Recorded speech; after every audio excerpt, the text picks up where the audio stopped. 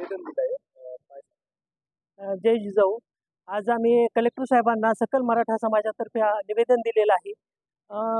2 दिवसापूर्वी मनोज जरांगे भाऊ यांना सोशल मीडियाच्या माध्यमातून धमकी किंवा जीवे मारण्याची धमकी असे मेसेज येत आहेत.